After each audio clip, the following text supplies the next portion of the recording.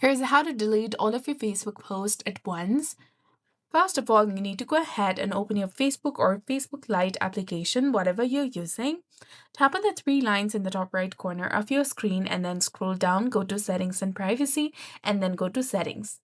From the Settings page, you need to go ahead, tap on your Activities section, and then go to Activity Log.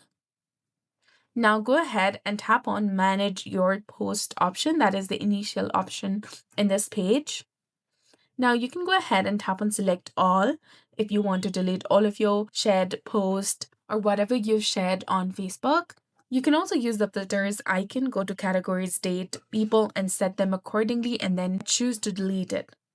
Now tap on Recycle Bin option, tap on Yes to confirm, and you'll be done.